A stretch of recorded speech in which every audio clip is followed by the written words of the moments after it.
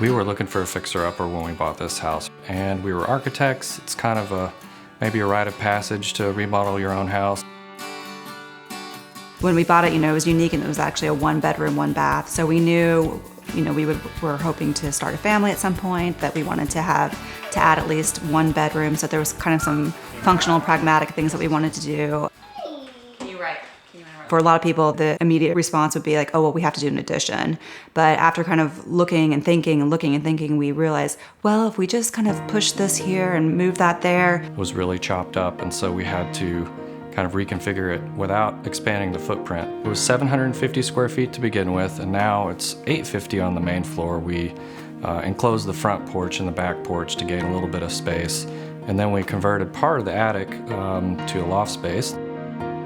And then we also finished out the basement downstairs. So I think we're around 1,350 square feet right now, with 3 bedrooms, 2 baths, and a loft. So we almost really doubled the size of the house without adding anything on. Most of the design, I think, you'll see is in the main floor of the house, or what you would call a great room. We wanted to have one big open space, but we also didn't want to create kind of a bowling alley effect. So we played around with the ceiling finishes and textures and heights. We vaulted the ceiling over the kitchen to get some natural light in. And then in the living space, we exposed the original 1910 wood joists and cleaned them up and refinished them to create a little bit more intimate space. So the challenge with creating this great room space is that you basically have to come up with one color palette for your entire house, because it just wouldn't look right if you had kind of one distinct look in the dining room and then one in the kitchen, but yet they're really part of the same space.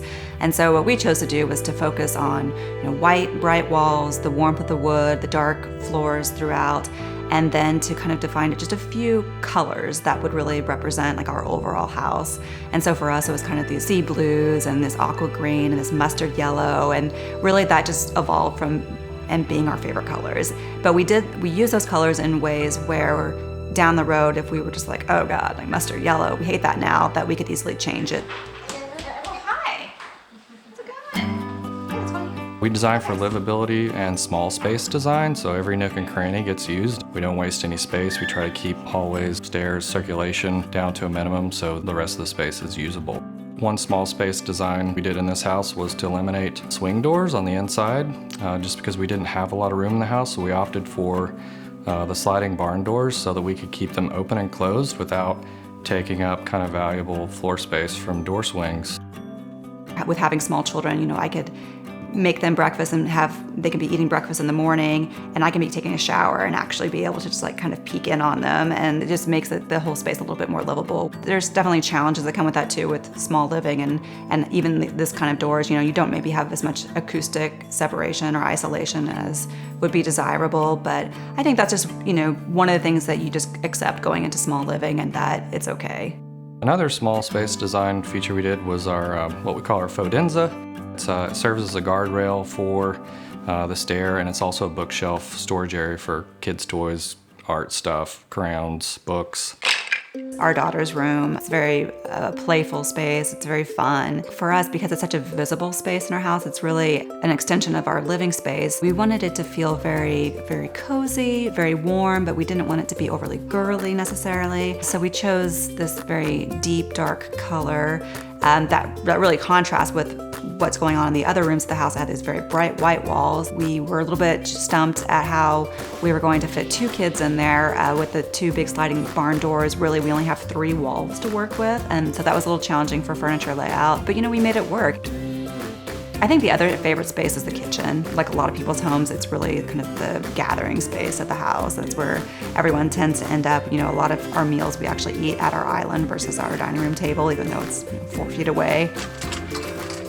So one thing that's actually been really popular in house is our dogs' built-in dog bowls.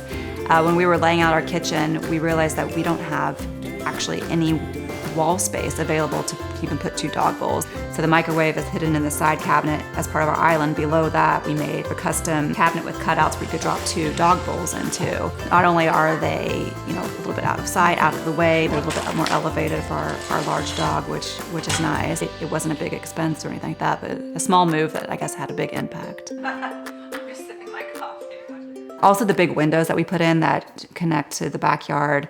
A lot of evenings, Kyle will be out playing with the kids in the backyard, and I might be like prepping dinner or something. And that's really given us a sense of expanded living space. Having that, both that visual and physical connection to the outdoors, just makes it feel bigger. It makes it feel like we have more options.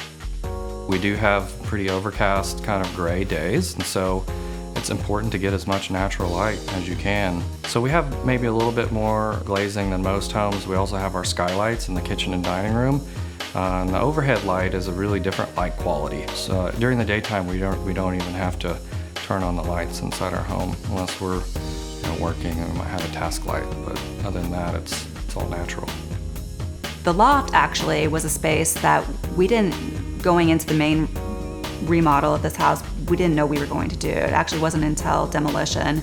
We were standing around with some of our friends and kind of looking at the space and started talking about, hey, like what would it be like if we actually carved out some of the attic space and used it? And so that's kind of where the idea of the loft was born. We get a lot of questions and feedback about the ladder. People want to know where they can buy it, and it is a totally custom thing that was designed specifically for our space. I like that, and it's one of those elements that's not only obviously a very functional thing, but it's also kind of the sculptural element in our house, and it's this nice focal point. And when people see it, they are like, oh, that's really cool, and then they look up and they're like, oh, and what's up there? And oh, you have this neat space up there.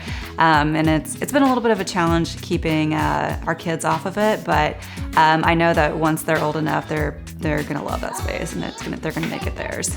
During the course of the remodel, whenever we would do demolition, occasionally under the plaster walls, we would find kind of remnants of old wallpaper and things. And right before our first daughter was born, Kyle had actually commissioned one of our friends who does a lot of kind of paper collage artwork to create this art piece for the nursery. Bits and pieces of this like old wallpaper throughout the house and paint chips of all the paint colors that we use. And it's this kind of flower blossom, an abstract piece. For us, what it represents is kind of the old life and also the new life of the house. It's this really great piece of art, and it's also just this reminder of like the journey that our house has taken and what it's turned into.